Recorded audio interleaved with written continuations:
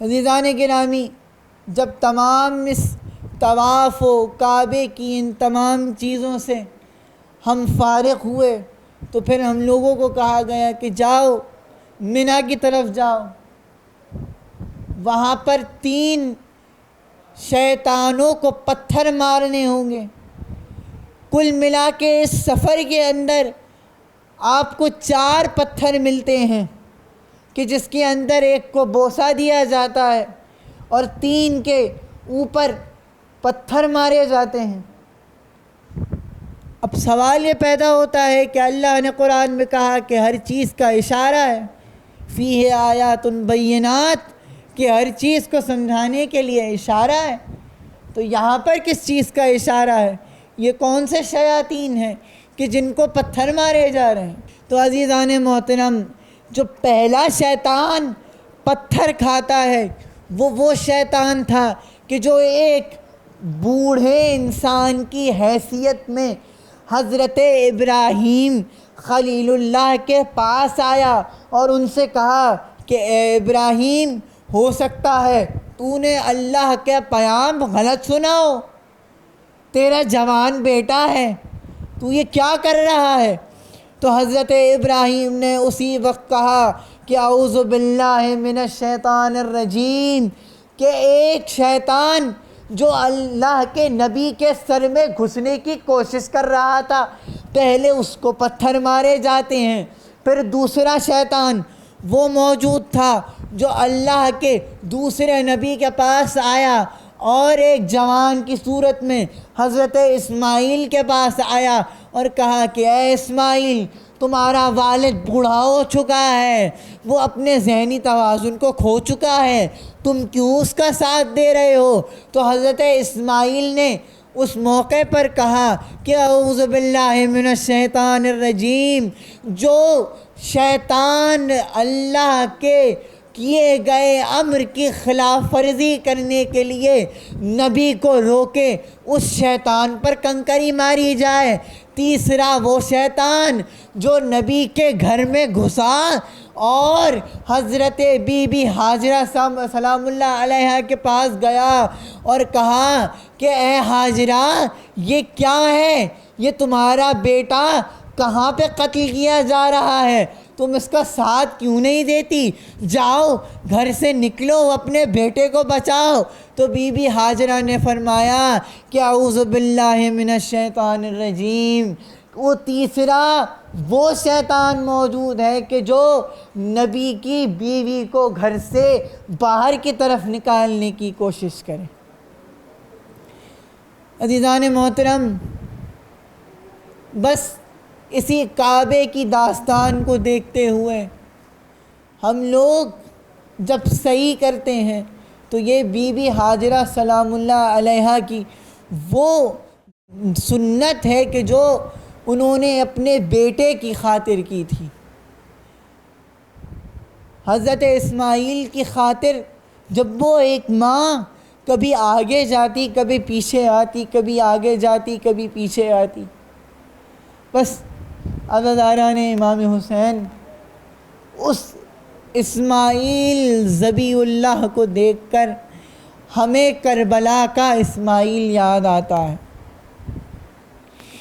وہ اسماعیل کہ جو محافظ نسل امامت تھا، وہ اسماعیل کہ جو شبیہ پیغمبر تھا، وہ اسماعیل جو نمائندہ پنجتن تھا.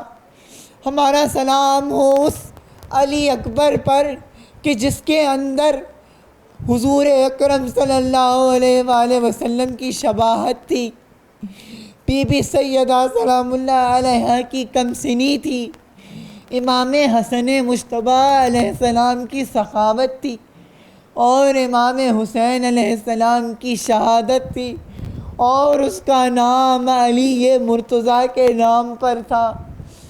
ہے ہمارا سلام ہو اس علی اکبر پر کہ جو جب کربلا کے اندر تمام شہدائے کربلا امام حسین علیہ السلام سے اذن مانگتے تھے، اذن جہاد مانگتے تھے، لیکن یہ کربلا کا وہ واحد شہید ہے کہ جس کو امام حسین علیہ السلام نے خود کہا کہ جاؤ اکبر جہاد کرو، کیونکہ امام حسین علیہ السلام شاید اپنے نانا کی جنگ دیکھنا چاہتے تھے، شاید شبیہ پیمبر کی جنگ دیکھنا چاہتے تھے، شاید اللہ بھی یہی چاہتا تھا کہ اپنے حبیب کی جنگ دیکھے کہ کس طرح شبیہ پیمبر جنگ کر رہا تھا۔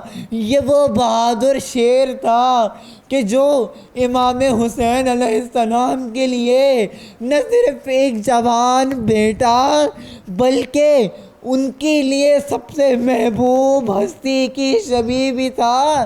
امام حسین علیہ السلام فرماتے ہیں کہ جب بھی میرا دل چاہتا تھا کہ میں اپنے نانا کی زیارت کروں تو میں علی اکبر کو بلا کر اس کے چہرے کی طرف دیکھتا تھا۔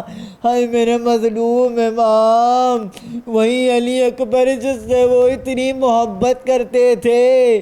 عصر عاشور کس عالم میں امام حسین علیہ السلام نے کڑیل جوان کا لاشا اٹھایا ہوگا، کس دل کے اوپر پتھر رکھ کر اس نیزے کی ہنی کو نکالا ہوگا۔ حضرت نانا نے امام حسین، ایک دفعہ کا واقعہ ہے کہ ایک بہت مشہور ذاکر امام حسین علیہ السلام امام حسین علیہ السلام کی قبر کے پاس بیٹھے زیارت پڑھ رہے تھے، مجلس پڑھ رہے تھے، اور وہاں پر کھڑے ہو کر انہوں نے جناب علی اکبر کے مصائب پڑھے۔ بہت گریہ ہوا جب شہادت علی اکبر حسین کی زری کے برابر میں پڑھی تو ان کو خود بھی بہت گریہ آیا۔ رات کو جب وہ گھر گئے انہوں نے خواب میں رسول اللہ کو دیکھا، یہ دیکھا کہ رسول اللہ فرما رہے ہیں کہ اے ذاکر، تو نے حسین کی قبر کے پاس علی اکبر کے مصائب کیوں پڑھے؟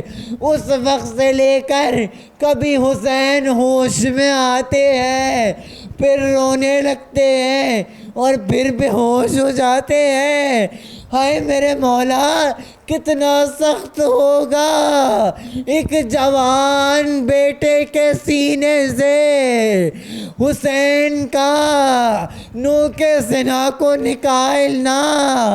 ہائے جب وہ لاشا حسین نے گود میں اٹھایا ہوگا، جب وہ لاشا خیمے میں لے کے جایا ہوگا، کیا ہوا؟ اے میرے مولا، امام زمانہ اسی لیے فرماتے ہیں کہ میرے جد کے مصائب اتنے سخت ہیں کہ اگر میرے آنسو رو رو کر ختم ہو جائیں تو میں خون کے آنسوؤں سے روں گا۔